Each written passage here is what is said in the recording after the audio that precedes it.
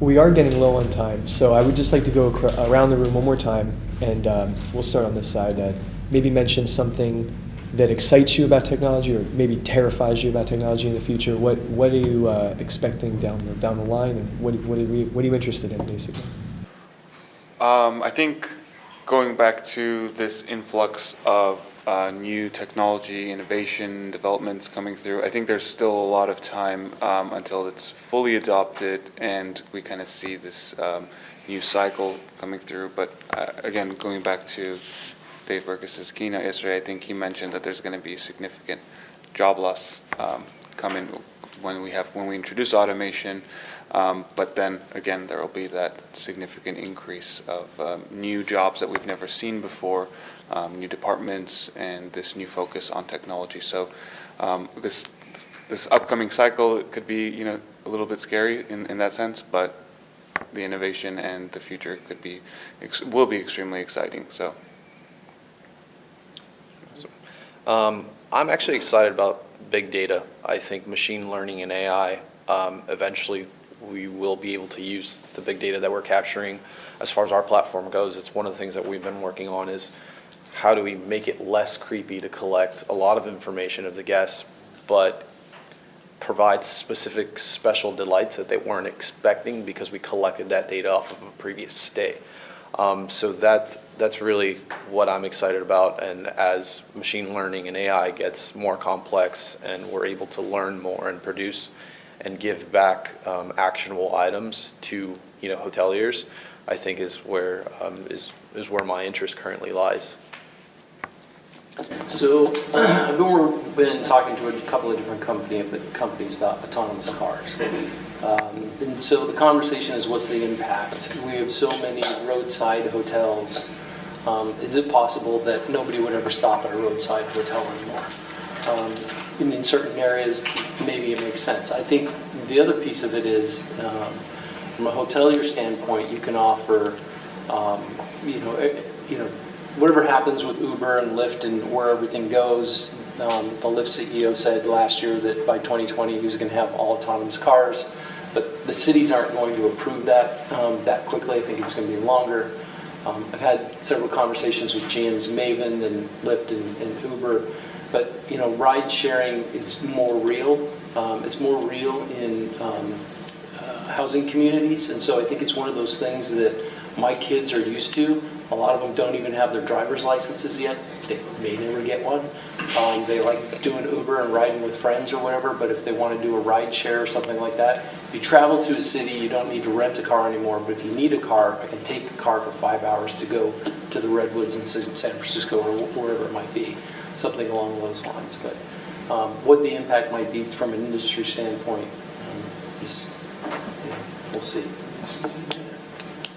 Well, I mean, I'm very kind of new to the hotel industry, coming from a different industry, but I'm excited to see kind of how the technologies are integrating in the hotel. But my fear is that by running so fast, we're going to create this security nightmare, right? And how are we going to protect data? Another kind of subsequent fear is everyone is becoming numb. When you hear about a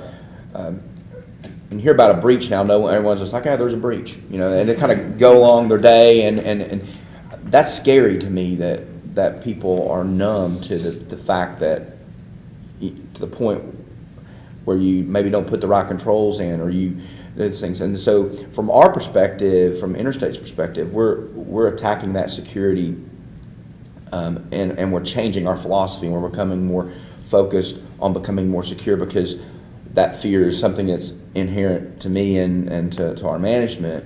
So we're shifting our guard, and I think I'm excited to see that happening in other organizations too, because we really have to take security to the war that it is, and actually fight in the battle with the right tools and the right things. So that's exciting for me. I both love and hate the Internet of Things. Hotels have been doing it for a long time, so we didn't call it Internet of Things. What we called automation, Zigbee, fridges, and all this stuff. But I really think what's fearful to me now, and that, first of all, consumer technology going into hotel rooms is scary to me. But from a standpoint of IoT, whether it's a smart television or a smart fridge or whatever it is, how are we going to secure it? Because now you've got an open endpoint that you can buy a tool for nothing to hack into. How are we going to update it? Because now all of a sudden you're not just patching and updating your computers, you're patching and updating 600 fridges and 500 televisions and 4,000 thermostats and all the different, and the drape controller and everything else, because all those are endpoints to get into a network. We saw from Target, you get in the HVAC system, you can steal British credit card data. So I think it's more of a fear as we deploy more communication things, whether you want to call it IoT or not. How are we going to update, protect, and make those things work without being exposing our guests and our own data in more ways? I think you're right. You won't know it's coming in the door either, right? Right. And we have to deal with that. Somebody wanted to sell me a Bluetooth shower head. Changes color. It does. They want to sell it to you too. Best purchase of my life. No.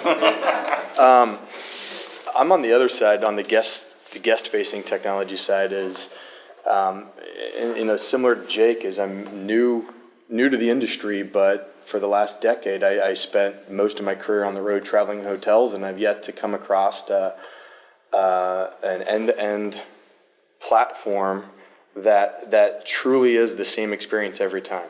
From making a reservation on a mobile, to when I get there, the keys are ready, to checking out, to having my device connect. Getting the basics done right so it's repetitive with the guest it's important. It's important to us. And I think, and I've stayed at, countless of numbers of branded hotels, and it just, I feel like every experience is different. And I think there's a huge opportunity in this industry. Again, and I said it's not innovate for the sake of innovation, but it's bringing in technologies into your environment that allow the guest a seamless interaction with the hotel, whether it's human to human through a technology, whether it's human to technology, but making sure that that every interaction that guest has is operable. And I feel like sometimes, to a point you made earlier, and I think it's great, we're so fast to adopt to things, bring it in, and then we can't deliver on that. And that, it provides, that's a negative experience. So I think for me, that's what I'm excited about is seeing what that will look like moving forward through the guest's eyes. I'd say the room has covered most of my thoughts on the subject. I'd say this, we've seen over the past 10 years, just intrusion after intrusion in multiple markets. We're seeing, healthcare is the new front when it's not hospitality itself. Embedded systems, I can't use the word, but the Internet of Things, there are blogs dedicated to the failure upon failure. The more shiny we involve in our hotels, the greater risk of exposure that we see. The key lock breach of one of the main companies of key lock systems in the past few years was one of the single biggest embarrassments of our industry. And people are going to continue poking and prodding, as the IT security experts in this room know. That's not going to stop. And the more systems we allow into our hotels, the more opportunities for breaches, or I don't know, whether it's a costly embarrassment or simply a useless system you have to replace.